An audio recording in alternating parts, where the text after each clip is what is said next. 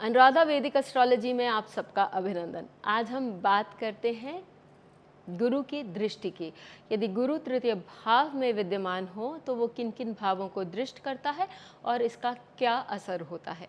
बरखा सिंह जी ने इसकी रिक्वेस्ट करी थी, तो बरखा सिंह आपके लिए ये एपिसोड डेडिकेटेड है। चलिए बात करते हैं कि यदि गुरु तृतीय भाव में दृष्ट हो तो वो आपके सप्तम भाव, नवम भाव और एकादश भाव को दृष्ट करता है। गुरु को सबसे अच्छा बेनिफिक यानी शुभ ग्रह माना गया है और ये बताया गया है, हर क्लासिक में ये बताया गया है कि गुरु की दृष्टि जहाँ जाती है वो उस स्थान को ऊंचा उठाती है। यदि गुरु किसी शुभ ग्रह को दृष्ट करते हैं तो वहाँ बैठे ग्रह को वो पुष्ट करते हैं और वह ग्रह अपने और भी अच्छे रिजल्ट्स दे सकता है।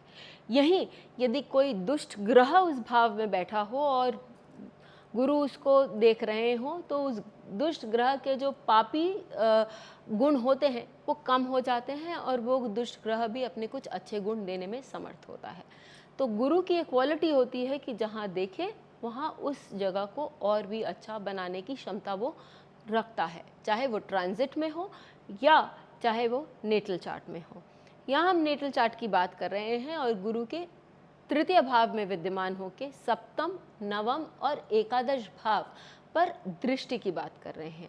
जब गुरु सप्तम भाव को दृष्ट करते हैं तो वो सप्तम भाव के जो गुण हैं, आपको एक पब्लिक प्लेटफॉर्म देना, आपको लोगों के साथ जोड़ना, आपको एक उच्च स्थान पे बैठाना ताकि लोग आपकी सराहना कर सकें, वो सारी चीज़ें आपके लिए आसान कर देते हैं। और गुरु आपको प्रख्यात करते हैं, लोग देश विदेश के लोग आपको जानते हैं। सप्तम भाव आपको एक पथ बताता है। जब गुरु आपके सप्तम भाव को दृष्ट करते हैं तो व्यक्ति अपने जीवन पथ को, जीवन साथी को, अपने पार्टनर्स को बहुत आसानी से चुन सकता है। यही नहीं, सप्तम भाव का गुरु आपको पढ़ाई लिखाई में भी मदद करता है, स्पेशली जब आप अपने एमएस आदि के लिए जा रहे होते हैं। अब हम आते हैं नवम भाव पर। नवम भाव आपके ट्रैवलिंग का भाव है। नवम भाव आपके रिलीजियस स्थान यानी कि आपके तीर्थ यात्रा की ट्रैवल बताता है। साथ ही नवम भाव आपकी उच्च शिक्षा को बताता है।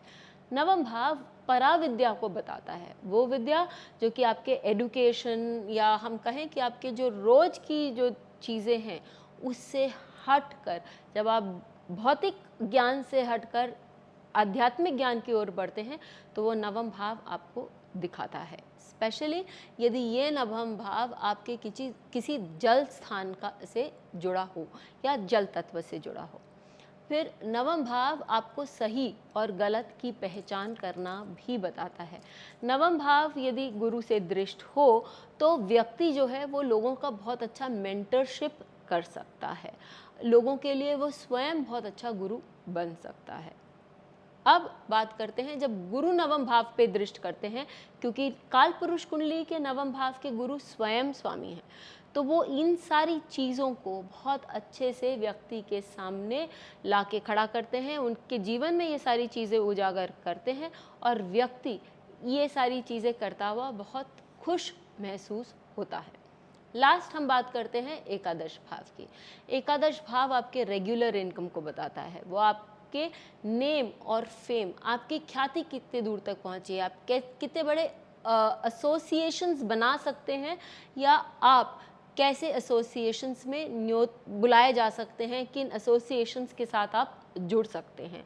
और गुरु यदि इस एकादश भाव को दृष्ट करते हैं तो आपके पास अपार धन होता है, लोग आपको जानते हैं, लोग चाहते हैं कि आप उनके एसोसिएशन में आए, और यदि शनि भी इसके साथ जुड़ते हैं तो व्यक्ति बहुत बड़े ऑर्गेनाइजेशन का हेड भी बन सकता है। हमने पिछले बार रजनीश ओशो का चार्ट लिया था, तो इस बार भी हम रजनीश ओशो का ही चार्ट लेंगे ताकि हम इस एग्जाम्पल को और अच्छे से समझ सकें। लेकिन उससे पहले मैं आपको बता दूं कि तृतीय भाव आपके कोई भी तत्व का हो सकता है। आपका अग्नि तत्व, यदि आपका लग्न वायु तत्व की राशि से बनकर आता है तो आपका अग्नि तत्व आपका तीसरा भाव होता है। यही तीसरा भाव आपका अर्थ तत्व भी हो सकता है या आपका जल तत्व या वायु तत्व। और इससे आपकी बहुत सारी चीज़ों में चेंज आएगा। वो कैसे? क्योंकि यदि अग्नि तत्व से आपका तीसरा भाव बनकर आता है, तो वो बताता है कि आप जागरूक हैं, आप आगे की ओर देख रहे हैं, आप लीडरशिप में बिलीव करते हैं और आप लोगों को मोटिवेट करना जानते हैं। तो गुरु ये सारी चीज़ें लेकर भी आगे बढ़ते हैं। यही यदि ये आपका जल तत्व से आ जाता है तीसरा भाव, तो ऐसे लोग जो होते हैं वो धार्मिक प्रवृत्ति के होते हैं, वो थोड़े आध्यात्मिक प्रवृत्ति के होते हैं, क्योंकि गुरु जल तत्व में विद्यमान है और साथ ही जल तत्वों को भी दृष्ट कर रहे हैं। आप यदि रजनीश का चार्ट लें तो उनके तृतीय भाव में उच्च के रेट्रोग्रेड गुरु जो हैं वो विद्यमान है जल तत्व में। तो ऐसी स्थिति में उनको वो एक स्पिरिचुअल गुरु बनाते हैं, उनको अध्यात्म गुरु बनाते हैं और साथ ही क्योंकि वो सप्तम भाव पे भी दृष्ट कर नवम दशम भाव सॉरी 9th हाउस को जो दृष्ट कर रहे हैं, कैप्रिकॉर्न होने के कारण वो उनको बहुत धन की उपलब्धियां भी करवाते हैं और व्यक्ति आगे से चलकर उनको गुरु मानकर उनको बहुत धन भी देता है। तो हम ये देख सकते हैं कि यदि तत्व अलग हो तो बहुत सारे जो चेंजेस हैं, कहीं ना कहीं मॉडिफिकेशन आपके गुरु के तत्वों में आ जाते हैं। तो आपने देखा कि यदि तत्व बदलता है तो गुरु के तृतीय भाव के जो प्लेसमेंट है उसके रिजल्ट्स में भी कहीं ना कहीं चेंजेस आते हैं। आप भी देखिए कि आपका गुरु तृतीय भाव में कौन से तत्व में बैठा है और वो आपको जीवन में क्या उपलब्धियां दे रहा है, उसकी दृष्टि कितने जीवन में उत्थान का काम कर रही है। फिर मिलेंगे, तब तक बेल आइकन को दबाएं ताकि आपको वीडियोस की अपडेट मिलती रहे। हमारे वीडियोस को लाइक करें, शेयर करें, उन पर कमेंट करें और हमारे चैनल को सब्सक्राइब करना न भूलें।